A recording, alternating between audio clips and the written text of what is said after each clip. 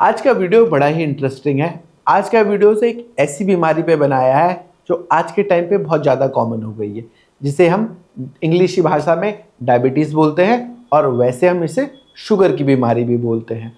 और ये जो मैं आज आपको वीडियो बता रहा हूँ, ये वीडियोस मैंने अपने पेशेंट्स को देख के ही बनाया है, क्योंकि आजकल मेरे पास ऐसे बहुत सारे पेशेंट हैं जो डायबिटीज़ के पेशेंट थे और जिनका शुगर पहले बहुत ज़्यादा बड़ा रहता था, जिनका HbA1c जो है वो 10-11 रहता था।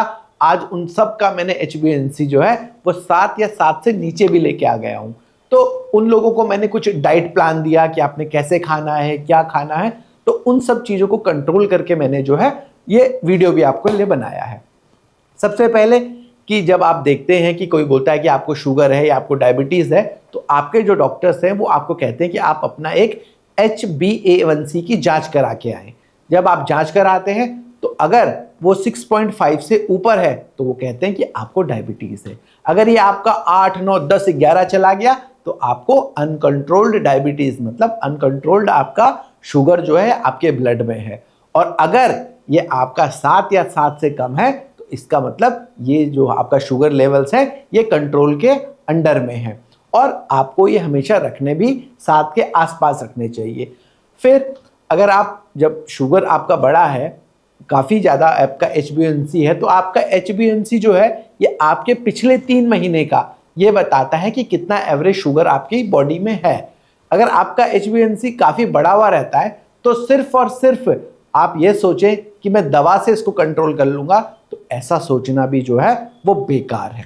अगर आप चाहते हैं कि आपका HbA1c जो है वो 7 या 7 से नीचे रहे, तो आपको ये याद रखना है कि आपका जो फास्टिंग ग्लूकोज है, मतलब आपका जो खाली पेट जो आप जब ग्लूकोज को नापते हैं अपने शुगर में ब्लड में नापते हैं, तो आपका वो जो है 110 से कम आना चाहिए। और खाने के 2 घंटे के बाद अगर आप नाप रहे हैं, चाहे आप मॉर्निंग के बाद नापे, ब्रेकफास्ट के बाद, चाहे आप लंच के बाद नापे या आप डिनर के 2 घंटे बाद नापे, तो आपका वो जो है 150 से कम आना चाहिए। तभी आप जो है अपने पूरे जो शुगर को है उसको आप कंट्रोल कर सकते हैं।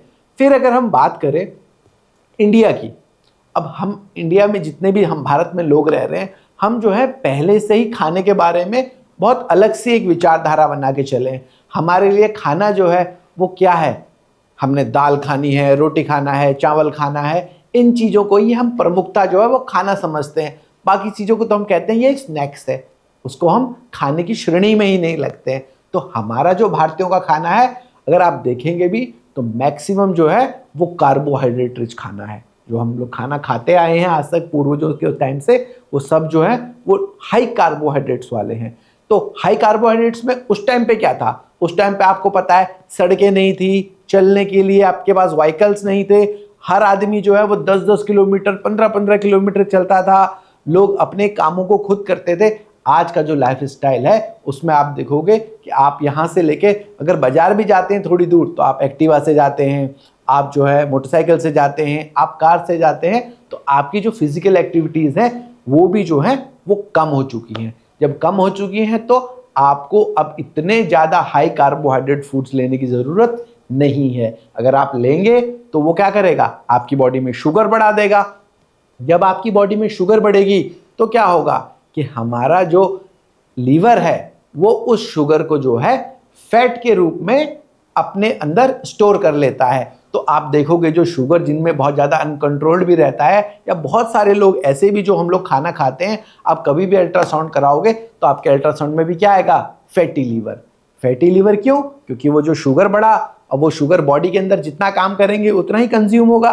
बाकी जो नहीं करोगे आप काम, तो वो शुगर जो है आपकी बॉडी में लीवर में स्टोर हो जाएगी in the form of fat.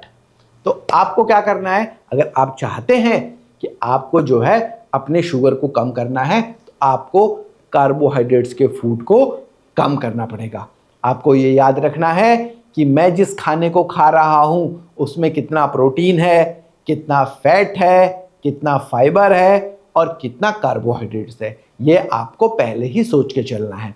जैसे आपके घर में जब छोटे बच्चे होते हैं तो आप उनको रोज स्कूल भेजते हैं सुबह, तो आप रात को ही सोच लेते हैं कि कल सुबह कौन सी सब्जी बनानी है, क्या खाना बनाना है। तो ऐसे ही डायबिटीज के पेशेंट को एक दिन पहले ही सोच लेना है कि मुझे कल सुबह क्या खाना है, कल दिन में क्या खाना है और कल शाम को क्या खाना है। तो आपको खाने भी जो है, जो आपने उनसे यूनिट ऑफ शुगर आपने बढ़ानी है, वो आपको पता होनी चाहिए।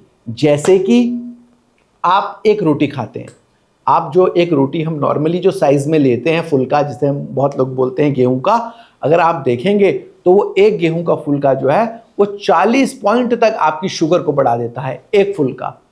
तो अगर आप बहुत सारे लोग होते हैं, सुबह भी 2 रोटी खा लेते हैं, दिन में भी 2 रोटी खा ली और रात को भी 2 रोटी खा ली, तो आपने टोटल कितनी रोटियां खा ली एक दिन में? 6 रोटियां खा ली, है ना। तो एक रोटी ने आपका बढ़ाया 40, तो 6 रोटियों ने कितना बढ़ा लिया? तो 6 से आप उसको मल्टीप्लाई करें तो 240, तो शुगर आपकी ऐसे ही बढ़ गई। फिर क्या होता है कि हम लोग दिन में एक फ्रूट भी खा लेते हैं। एक फ्रूट आप खा लो, कोई सा भी फ्रूट, आप छोटे से छोटा फ्रूट भी अगर जो आपकी एक मुट्ठी में आ रहा है वो भी देखो, तो वो भी जो है आपका 30 पॉइंट के करीब शुगर बढ़ा देता है। रोटी भी खाई, वहां से भी 40 के करीब आया, इधर से भी 30 आया।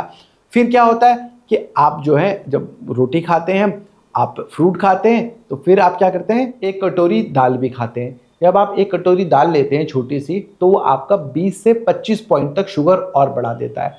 फिर आपने देखा है कि कुछ लोग क्या करते हैं, नाश्ते में ब्रेड खाते हैं। ब्रेड भी कौन सी? White bread. अगर आप एक वाइट ब्रेड का पीस ही लेंगे तो वो आपका 50 से 60 पॉइंट शुगर और बढ़ा देती है।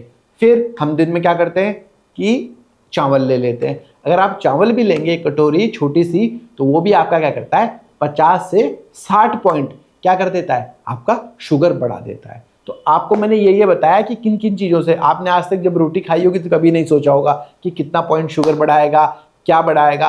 तो अब मैं आपको ये बताऊंगा कि आपने इन चीज़ों को खाना कैसे, क्या आपने क्या करना है।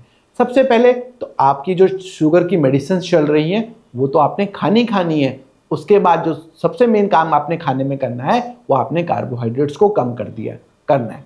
सबसे पहले क्या करना है आपने, जब आप खाना खाते हैं या खाना बना लेते हैं अपने लिए, सबसे पहले आपने लेने सलाद। सलाद आप काटेंगे ज़्यादा और ज़्यादा सलाद लेंगे। फिर आपने फाइबर्स लेने हैं सलाद के बाद। फाइबर्स में क्या होता है, जैसे हरी सब्जियां ये सब हो गई, ये क्या करेंगी, आपके पेट में एक हैवीनेस करेंगे, मतलब पेट को आपका भरा सा करेंगे, जिसकी वजह से आपको भूख और कम लगेगी। फिर आप क्या लेंगे, प्रोटीन। किसके बाद, सलाद, फिर फाइबर में हरी सब्जियां आई, फिर आप लेंगे आपके प्रोटीन्स में आप क्या ले सकते हैं, प्रोटीन में आप पनीर ले सकते हैं, ठीक है। आप अगर नॉनवेज हैं तो अंडा ले सकते हैं, चिकन ले सकते हैं, सोयाबीन की बड़ियां ले सकते हैं, ये आप सब ले सकते हैं। फिर जब आप सब इन चीज़ों को ले रहे हैं तो उसके बाद आपने लेनी है रोटी सब्जी। और एक चीज़ और मैं अब आपको बताऊं, बहुत सारे लोग तो शायद मेरी इस बात पे क्या बोले, पर मैं आपको इसका साइंटिफिक रीज़न दूंगा। आप जब रोटी और सब्जी भी खाते हैं तो आप जब एक रोटी खा रहे हैं, अगर आप उस रोटी पर आप घी लगा लें 1 चम्मच, आप उस पर ऑलिव ऑयल लगा लें, जो आजकल आते हैं वर्जिन ऑयल वाले, वो लगा लें, कोकोनट का ऑयल लगा लें, या क्या मस्टर्ड ऑयल लगा लें, तो अगर आप इन चीज़ों को भी लगाएंगे तो आपको शुगर में बहुत फ़ायदा होगा। क्यों फ़ायदा होगा कि आप जब फैट्स ऐसे लेते हैं तो ये फैट्स और क्या करते हैं, आपकी बॉडी में ग्लूकोज के एब्जॉर्प्शन को कम कर देते हैं। तो आप अगर रोटी के ऊपर घी, मस्टर्ड ऑयल, कोकोनट ऑयल और आपका वर्जिन ऑयल लगाते हैं तो इससे क्या होगा, आपके शुगर का एब्जॉर्प्शन भी कम होगा। वैसे ही आप जब दाल खाते हैं, दाल में अगर आप क्या करें कि आप घी डाल लें, ये सब डाल लें, तो उससे भी जो है आपको बहुत ज़्यादा फायदा मिलेगा। जब आप खाना खाएं, फिर आपको एक चीज़ और याद रखनी है, चाहे आप सुबह खाना खाएं, आप दिन का खाना खाएं, चाहे रात का खाना खाएं, खाना खाने के बाद कम से कम अपनी एक आदत डालें कि 10 से 15 मिनट तक आप टहलें। या तो घर में टहलें या घर से थोड़ा सा बाहर टहलें। टहलने से भी क्या होता है कि आपका शुगर का लेवल्स जो होंगे वो कम होंगे।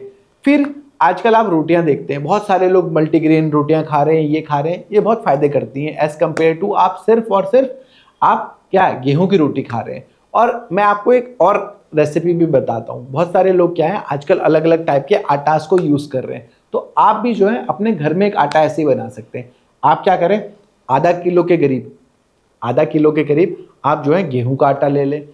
फिर उसी में आधा किलो आप जो है क्या ले लें, आप बादाम ले लें। बादाम को पहले ढंग से भून लें, फिर बादाम को भूनने के बाद उसका पाउडर बना लें और पाउडर बनाने के लिए बाद उस पाउडर को भी आप उस आटे में मिला दें। फिर उसमें आप आधा पोर्शन और क्या आधा किलो और जो है कोकोनट का पाउडर डाल दें। तो इन 3 चीज़ों का जो मिश्रण बन जाएगा, इससे भी क्या होगा कि आपकी एक तो रोटी भी बन जाएगी, आप जितना चाहें उतना खा भी सकते हैं, पर जो आपका गेहूं से शुगर बढ़ रहा था वो 3/4 कम हो जाएगा, क्योंकि उसमें 3/4 तो है। आप देखेंगे तो 3 चीज़ों को मिलाया है, तो तीसरा पार्ट ही जो है वो आपका गेहूं रह जाएगा। बाकी 2 पार्ट में आपका बादाम आपका शुगर नहीं बढ़ाने वाला, इतना शूटअप नहीं करने वाला, कोकोनट नहीं करने वाला, पर आपको इससे बहुत ज़्यादा फायदा मिलेगा। ठीक है। फिर अगर आपको ये लगता है यार मैंने ये रोटी खा ली, उसके बाद भी जो है मुझे थोड़ा सा भूख महसूस हो रही है, तो आप क्या कर सकते हैं, 1 मुट्ठी पिस्ता खा सकते हैं, मूंगफली खा सकते हैं, बादाम खा सकते हैं।